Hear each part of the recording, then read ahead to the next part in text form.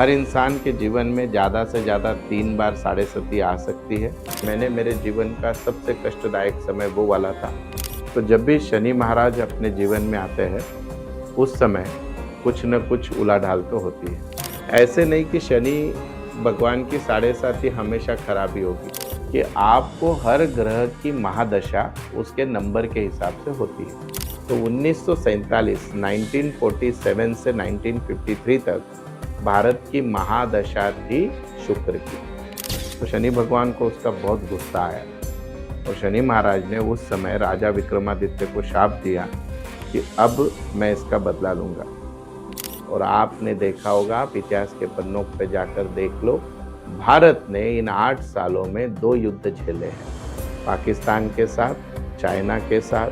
इंसान गलत बातें सुनता है, इंसान के मुंह से गलत बातें निकलती है, उसके झगड़े होते हैं, परिवार में कलह होता है, गृहस्थाश्रम में प्रॉब्लम आता है, मानसिक तनाव, पड़ोसियों से नुकसान होता है, परीक्षा में फेल्योर आता है। 8 साल जीवन के इतने डेंजर चले गए तो बेचारा आदमी करेगा क्या।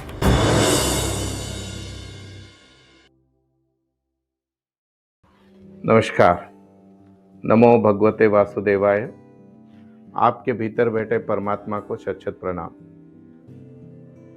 नीलांजन समाभास रविपुत्र यमाग्रजम छाया मार्तुंड तमाभितम नमामि शनीश्वरम। शनि भगवान का नाम सुनते ही बहुत से लोग डर जाते हैं, क्योंकि उनके प्रकोप की कहानियां बहुत सारी हमने सुनी।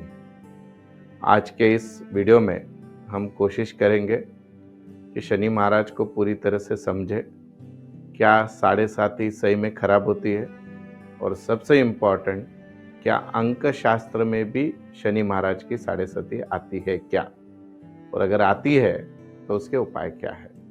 तो इन सब पे विस्तार से चर्चा करूंगा। सबसे पहले एक पौराणिक कथा के साथ मैं शुरुआत करूंगा। एक बार स्वर्गलोक में सारे ग्रहों के बीच में सूर्य भगवान, चंद्र भगवान, सभी में होड़ लगी थी कि हम में से श्रेष्ठ कौन है। तो सारे भगवान इंद्र स्वर्ग के राजा इंद्रदेव के पास गए और बताया, उनको विनती की कि आप बताएं कि हम में से श्रेष्ठ कौन है। भगवान को समझ गया कि मैं किसी को भी श्रेष्ठ और कनिष्ठ बताने से मैं दिक्कत में आ जाऊंगा। वो बोले, मैं तो असमर्थ हूँ, पर पृथ्वी लोक में एक राजा रहता है, राजा विक्रमादित्य, आप उनके पास जाकर उन्हें पूछिए। सारे ग्रह, सारे भगवान विक्रमादित्य के पास आ गए। विक्रमादित्य ने वो बहुत चतुर राजा थे, उन्होंने हर ग्रह के धातुओं की सिंहासन बनाए और वो रख दिए, और उनको कहा कि जिन जिन ग्रहों को, देवताओं को जहाँ जहाँ जाके बैठना है, वो क्रमांक में आपको जिधर अच्छा लगे वहाँ बैठ जाए। जैसे जैसे सारे ग्रह बैठते गए, उसमें ऐसे पता चला कि सूर्य भगवान सबसे पहले सिंहासन पे बैठे थे, श्रेष्ठ वाले, और शनि भगवान सबसे लास्ट बैठे थे। और बस विक्रमादित्य ने कहा, यही मेरा फैसला है कि सबसे श्रेष्ठ सूर्य है, या जो भी ग्रह रहेगा, और बाकी शनि भगवान जो है वो लास्ट में। तो शनि भगवान को उसका बहुत गुस्सा आया और शनि महाराज ने उस समय राजा विक्रमादित्य को शाप दिया कि अब मैं इसका बदला लूँगा। राजा विक्रमादित्य ने माफ़ी भी मांगी, लेकिन शनि महाराज का गुस्सा कुछ कायम ही रहा। और उसके बाद उनके राज्य में एक व्यक्ति घोड़े बेचने आया था, उसमें उन्होंने घोड़े बिकत लिए, और एक घोड़ा बहुत ही अच्छा था। और जब वो घोड़े पे सवार कर बैठे तो जंगल में इतना ज़्यादा आगे पहुंच गए, उन्हें कुछ पता ही नहीं चला। बहुत रात हो गई, रास्ता खो चुके थे। बहुत ढूंढने के बाद उन्हें एक व्यक्ति मिला। उस व्यक्ति मिलने के बाद वो एक गांव में पहुंचे। उस गांव में पहुंचने के बाद उनके साथ जो हुआ, चोरी के इल्ज़ाम, हाथ पांव काट दिए गए, जीवन के 4-5 साल उन्होंने बहुत ख़राब बिताए। फिर जाकर उन्हें वहाँ के राजा की राजकुमारी से विवाह हुआ, वो अच्छी लगी। और जब 7.5 साल खत्म होते थे आ गए, तब जाकर उनके काटे हुए पांव, उनको उनका राज्य वापस मिल गया। ये पौराणिक कथा है। तो जब भी शनि महाराज अपने जीवन में आते हैं, उस समय कुछ न कुछ उलाढाल तो होती है। तो ये तो हो गई पौराणिक कथा। तो अब मैं बात करूंगा कि साढ़े साती है क्या, और न्यूमरोलॉजी में भी शनि महाराज की साढ़े साती आती है क्या, और उसे पहचानते कैसे। तो काफ़ी दिलचस्प वीडियो होने जा रहा है, अंत तक देखिए। अभी होता ऐसा है कि हमारे हर एक, जब भी हम बोलते हैं कि 12वें घर में, पहले और दूसरे घर में जब शनि महाराज आते हैं, भ्रमण होता है, तो 2.5 साल ऐसे करके टोटल 3 बार शनि की ढैया होती है। टोटल मिलके 7.5 साल होते हैं, इसलिए उसको 7.5 कहते हैं। हर इंसान के जीवन में ज़्यादा से ज़्यादा 3 बार 7.5 आ सकती है और कम से कम उम्र के हिसाब से 1 बार तो मिनिमम सबको भोगना ही है। 7.5 का जो समय है जब भी ये आती है, तो ऐसा कहा जाता है कि 7.5 का जो पहली ढैया है, यानी पहले 2.5 साल का जो समय है, वो हमारे चेहरे पे गिरता है, मस्तिष्क पे गिरता है, आँखों पे गिरता है, कानों पे गिरता है, ज़बान पे गिरता है। तो जब भी 7.5 का पहला दौर होता है 2.5 साल, इंसान का दिमाग काम करना बंद हो जाता है। इंसान गलत बातें सुनता है, इंसान के मुँह से गलत बातें निकलती है, उसके झगड़े होते हैं। तो ये सब उसका प्रभाव के कारण उसके जीवन में जो चीज़ें बहुत अच्छी चल रही थी, वो चीज़ों पे डायरेक्टली इम्पैक्ट आना चालू हो जाता है। यह है इसका पहला मोड़, दैट इज़ जिसको हम बोलते हैं पहली 7.5 की पहले 2.5 साल, जो मैक्सिमम लोगों को कष्टदायक जाते हैं। अच्छा, ऐसे नहीं कि शनि भगवान की 7.5 हमेशा खराब ही होगी। अगेन आपके कुंडली में शनि कहाँ पे बैठे हैं, आपका चंद्रमा कहाँ पे है, इस हिसाब से भी शनि भगवान अच्छे फल भी देते हैं। अब जो दूसरी ढैया आती है, यानी 2.5 साल से 5 साल, उसका इफेक्ट जो होता है, देखो यहाँ तक आ गया पहला, अब दूसरा है धड़ पे, धड़ और पेट पे। तो जब भी सेकंड ढैया चालू होती है 2.5 से 5 साल, उसमें ऐसे देखा गया है कि जनरली इंसान बहुत खाता है, वजन बढ़ता है, हार्ट से रिलेटेड बीमारियां होती है, पेट खराब होता है, स्वास्थ्य पे वो थोड़ा बहुत उसका परिणाम होता है। तो सेकंड जब फेज़ आता है, आप ऑब्जर्व करना, और इसका कनेक्शन हमारे न्यूमरोलॉजी के भी शनि भगवान के प्रभाव से आगे चल के आने वाला है। और जब फिर थर्ड फेज़ आता है कि आपने आपके जो भी कर्म किए हैं इन 5 सालों में, उसका अब अच्छा फल देने का समय आ गया। तो जो तीसरी ढैया होती है शनि महाराज की, वो होती है हमारे पेट के नीचे के हिस्से पे, यानी पाँव पे आती है। तो इसके कारण तीसरी ढैया में इंसान चलता है यानी अभी मॉडर्न लैंग्वेज में बहुत ट्रैवल करेगा, बहुत घूमेगा, पैसा भी कमाएगा। तो ये जो तीसरी ढैया होती है, जो भी आपने सहन किया है, उसका न्याय अन्याय हिसाब कर कर शनि महाराज लास्ट के 2.5 साल में दे देते हैं। तो हमारे शरीर पे शनि महाराज की दृष्टि कहाँ पड़ी, जैसे शनि महाराज की माता छाया थी, उनकी दृष्टि, बहुत बार ऐसे बोलते हैं कि जब भी आप शनि भगवान को प्रणाम करते हैं, उनके सामने जाते हैं, तो कभी भी कोई सामने से नहीं करता है, क्रॉस से करता है, क्योंकि उनकी दृष्टि ना पड़े। तो ये जो दृष्टि है 7.5 में, पहली पड़ी आपके चेहरे पे, दूसरी पड़ी आपके पेट पे और तीसरी पड़ी आपके पाँव पे। इसलिए ये लॉजिक चलता है कि तीसरी ढैया जो है वो क्या कि जनरली अच्छे फल देती है। अब 7.5 में जो काम होते हैं, 7.5 में जो चीज़ें होती है, वो जनरली क्या क्या होगा और कैसे होता है, वो पहले जान लेंगे और फिर मैं आता हूँ अपने विषय की तरफ। और फिर सबसे इम्पॉर्टेंट, अब ये चीज़ें हो तो गई, पर इसको बचाने के लिए उपाय भी चाहिए, तो वो भी बताऊंगा। हमारी हिंदू मान्यताओं में और एक चीज़ ऐसे है कि शनि भगवान को हम लोग तेल चढ़ाते हैं। उस तेल चढ़ाने के पीछे भी एक बहुत पौराणिक कथा अच्छी है। वो पौराणिक कथा में ऐसा था कि जब हनुमान जी राम भगवान की स्तुति कर रहे थे, उस समय शनि भगवान जाकर उन्हें मीन्स हम कह रहे थे कि कोशिश कर रहे थे कि उनमें विघ्न आए। हनुमान जी ने काफ़ी विनम्रता से शनि महाराज से कहा कि मैं मेरे प्रभु के भक्ति में लीन हूँ, आप मुझे कृपया कर कर अशांति की तरफ ना लेके जाए। फिर भी शनि भगवान माने नहीं। और फिर हनुमान जी का गुस्सा जब आपे से बाहर हुआ, तो उन्होंने अपने पूंछ में शनि महाराज को लपेट कर उनको बहुत ज़्यादा मीन्स पत्थरों पे जाकर उनको टकराया, वो लहूलुहान हो गए। और फिर शनि भगवान ने माफ़ी मांगी कि मुझसे गलती हो गई। तो स्वयं हनुमान जी ने उनके ऊपर तेल लगाया था और उसके बाद वो ठीक हो गए। इसलिए ऐसे माना जाता है कि जब भी आप पे शनि 7.5 का जब भी अनिष्ट प्रभाव होता है जीवन में, तो उनके बचने के लिए उनके देवता है हनुमान जी। बहुत बार बहुत से लोग शिव जी के भी उपाय बताते हैं, क्योंकि शिव भगवान के शनि भगवान बहुत बड़े भक्त माने जाते हैं। तो अब मैं आता हूँ विषय पर कि अब न्यूमरोलॉजी में भी 7.5 के जैसा योग आता है क्या? तो जी हाँ, जरूर आता है। ये बात पहली बार यूट्यूब पे आपको कोई बता रहा है और इसका बहुत ज़्यादा मैंने अभ्यास किया है, और मैं आपको विथ एग्जाम्पल, और आप सब लोग भी अपने अपने कैलकुलेशन करके देख ले और आपको अगर ये चीज़ का अनुभव हुआ है तो ज़रूर मुझे बताएं, और नहीं हुआ है तो भी बताएं, क्योंकि अगर आपको इसके अनिष्ट प्रभाव हुए हैं, यानी कहीं ना कहीं शनि आपके इसमें उस जो अंक शास्त्र के हिसाब से जो हम शनि महाराज की साढ़े सती की बात कर रहे हैं उसका प्रभाव हुआ, और अगर किन केसेस में कम प्रभाव हुआ तो आपके बाकी नंबरों ने, बाकी ग्रहों ने आपको बचा लिया, और साथ ही साथ आपके कर्मों ने। तो अब अंक शास्त्र के हिसाब से शनि महाराज जो है, जो अनिष्ट प्रभाव देने वाले आपके जीवन में आते कब है, तो आपको सबसे पहले क्या करना है, आपकी डेट ऑफ बर्थ लिखना है। मैं हमेशा की तरह अपने एग्जाम्पल पे ले रहा हूँ भारत देश की डेट ऑफ बर्थ 15 अगस्त 1947। ठीक है। अब भारत का मूलांक कितना है, 1 और 5 6। तो जनरली ऐसे बताया जाता है अंक शास्त्र में कि आपको हर ग्रह की महादशा उसके नंबर के हिसाब से होती है।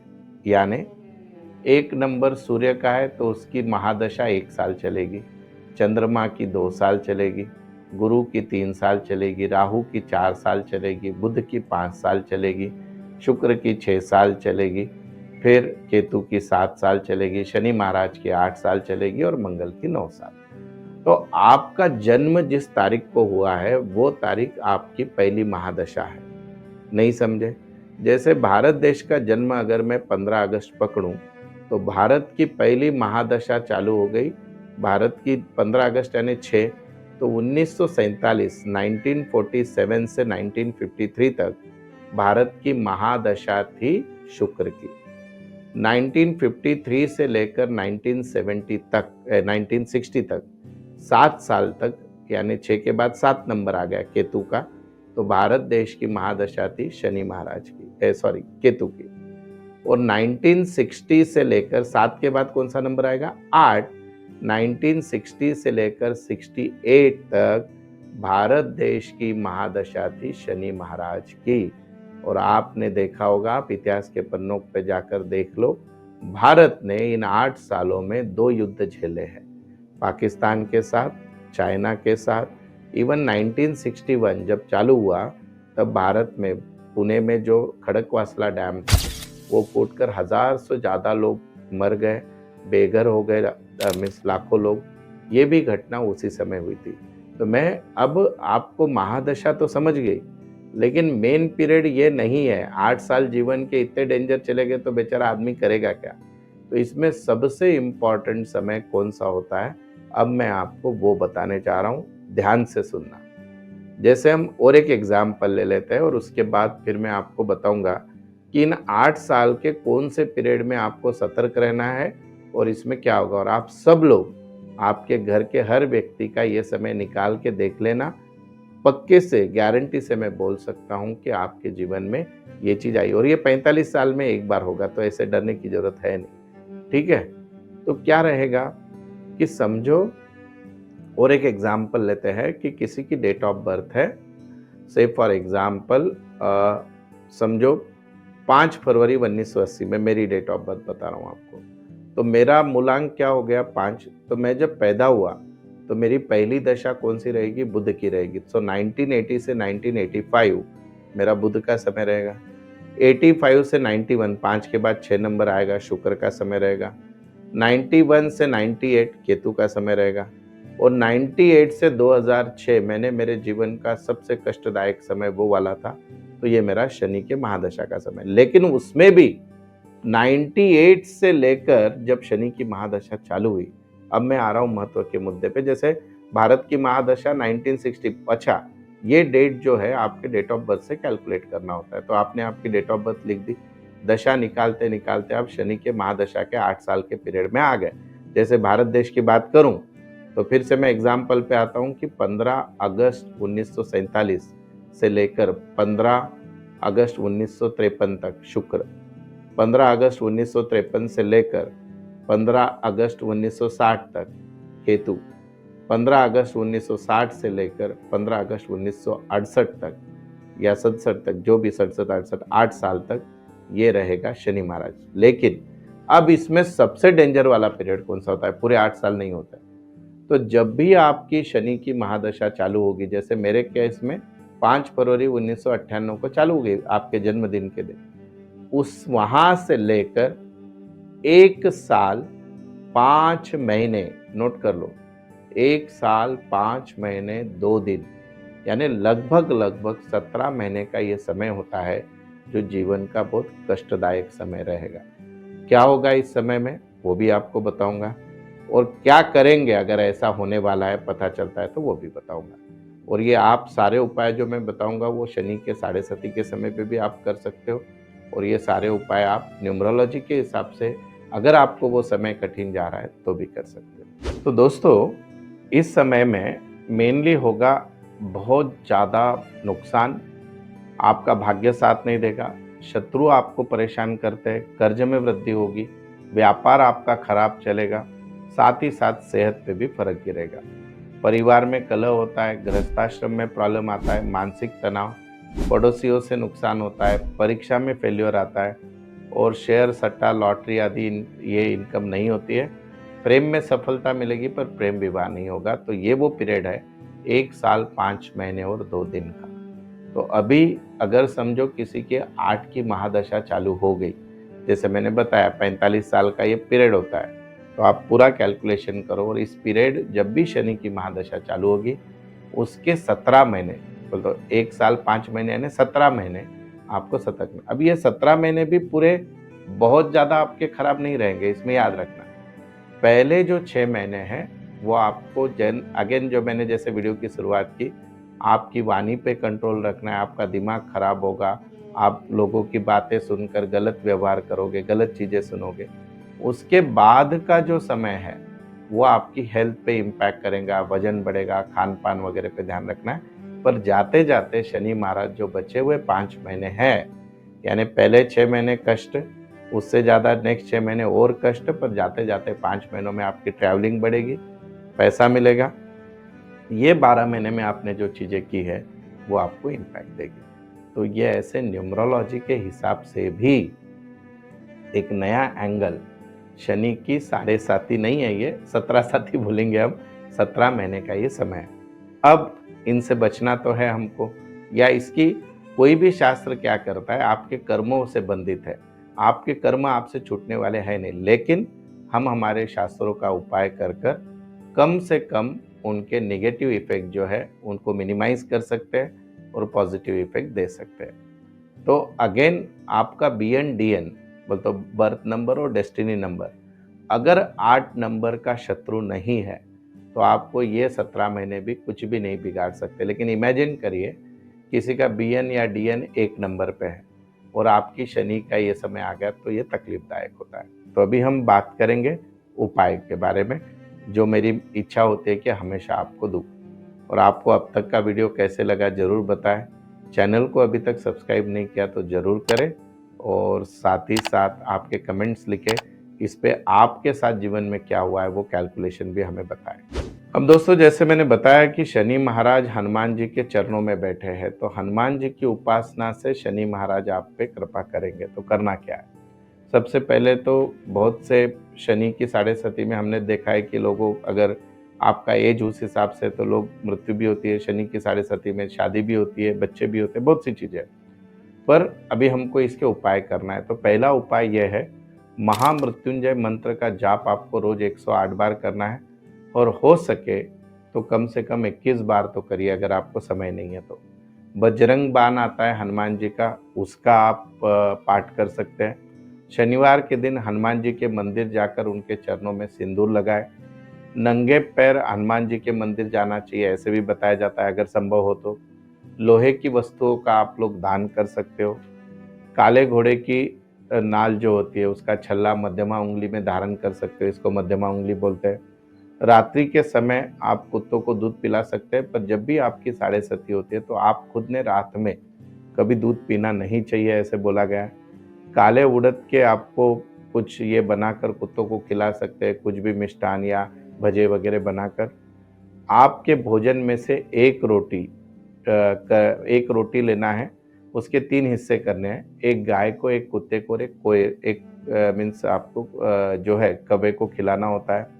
साथ ही साथ इस समय में हो सके तो बेईमानी, लोगों से छल कपट, या किसी पे अन्याय ना करें। शनि भगवान फिर जब आपकी तीसरी ढैया आएगी उसमें बदला लेंगे।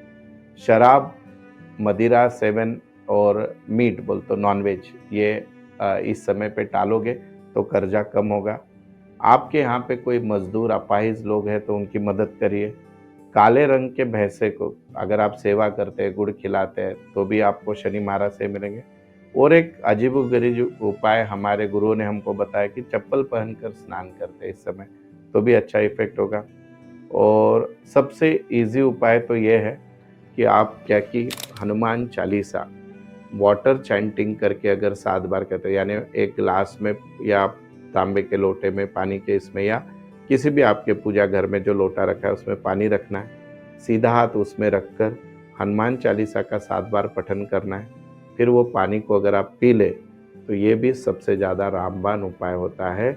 शनि महाराज के जो आपके जीवन में अगर ऐसा संघर्ष चल रहा है, किसी से बात नहीं बन रही है, व्यवसाय में लॉसेस है, झगड़े हो रहे हैं, शत्रु आप पे हावी हो रहा है, हर जगह पराजय हो रही है, रिश्तों में नाकामी है, कर्जा बढ़ चुका है, तो आप ये उपाय शनि महाराज के कर सकते हैं। कभी भी याद रखना, अगर आपके फाइनेंशियल चीज़ें अच्छी चल रही है तो कभी भी शनि महाराज के उपाय बिना इसके नहीं करना चाहिए, वो नेगेटिव इफेक्ट देते हैं। तो मैं आशा करता हूँ कि आप सभी को ये पॉडकास्ट बहुत अच्छा लगा और आपके कैलकुलेशंस ज़रूर हमें भेजें।